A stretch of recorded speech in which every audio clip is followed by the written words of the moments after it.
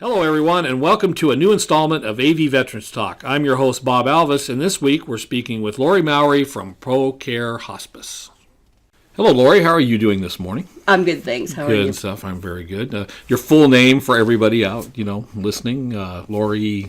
I'm Lori Mowry. I'm with ProCare Hospice here in Antelope Valley. Very good. And you and I have crossed paths many a times as we go around the valley over through the years, right? Yes, we have. Yeah, you've been involved with hospice for how long now? I've been in hospice and palliative care for over 10 years now. 10 years, right. Has it all been here in the Antelope Valley? It has. I've been in the Antelope Valley here since 1986 myself, and actually changed careers halfway through my life. When people started complaining our valley was changing, we didn't like some of those changes, I decided I should find something to do about that. Decided to go back and start a whole new career in social work. So, interesting. What was your career before? Banking. Banking! Completely different. How can you not? How could life change? So I guess people don't have money anymore. Banking was kind of not a good thing. Yeah, we don't have banker's hours anymore. Yeah, like you don't have banker's hours either. Right, that's cool. So where'd you come? How'd you end up in the Antelope Valley? I mean, where did you? We kind of took the long way around. My dad was a Navy man, and he left the Navy before all of us kids were born, so we wouldn't have to move so much. All right. But promptly joined aerospace, and we moved all the time anyway. Right. So New York, Virginia, Texas, and eventually came out here with Northrop, started his career down the hill, and came up here, spent 32 years building the B-2 bomber. Oh, very nice. So it's always great about the Antelope Valley here. No matter who we have here in the hot seat, it seems like, it always goes back to aerospace. So there's some connection there that drew somebody into the Antelope Valley. So you're different. So did you go to the schools around here? Or? I didn't. I went to high school down below. I was just saying, so you were a banker. I'm probably thinking once again, I have a hard time with people's ages anymore. Everybody just looks young to me anymore, So, but yeah.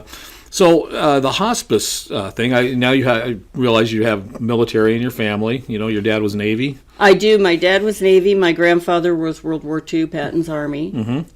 Something he never talked about. Right. I remember once in about fourth grade, I was working on a report for school, and I remember saying out loud, because the numbers are so astronomical to a little kid. Right. And I remember saying out loud, as I read about the concentration camps and all of the casualties, wow, I wonder if these numbers are right. I wonder if it could really have been that bad. Right. And the only comment I ever heard him speak to was as he pounded his fist on the kitchen table, and he said, "It was bad." It was bad. And he walked away. He wouldn't express emotion. He wouldn't go any deeper. Yeah. But it always was a part of his life. Thinking of the hospice aspect, and the end-of-life care and things, and how veterans will keep something like that to themselves till the end there, and then you guys are kind of like that attempt to open that door for family, to connect with that past. Like you have that journey yourself, and is your dad still with us, or he is? Yeah, my and dad he is still he still keeps it kind of in a box in the closet. And my dad kind of talks about the humorous stories of his experience, and my dad's very grateful to the Navy. It's funny, he grew up in a really poor southern town where you grew up and worked in the cotton mills or found a trade, or you went into the military. Right. And he went into the military. Every man in his family went into the military. It was just a tradition for them. They believed very strongly in it. Thought he'd see the world, and they put him in a submarine. Right. Submarine. There you go. Nice. But, he says the Navy saved his life. He learned to be a machinist and, just advanced. And like I said, he was a tooling manager, actually, for Northrop up here for 31 years, building the bomber, 32 years. So. Yeah. Well, if he's a submariner, I'm going to have to drag him in here. We're going to have to chat with that guy.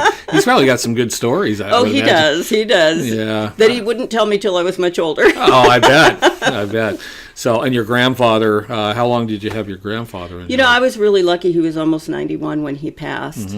And after he came out of the Army, he became a fireman. So 32 years, New York fire captain. Only time I ever saw a tear from the man was on 9/11. Oh, wow. Yeah, I bet. A lot It of was tears very that day. personal. It was. So anyway, we'll go ahead and take our first break here. And then when we come back, we'll talk about the good works you're doing over at ProCare. Okay, sounds good. Thank you. I'm Bob Alvis, and thanks for joining us for this segment of AV Veterans Talk.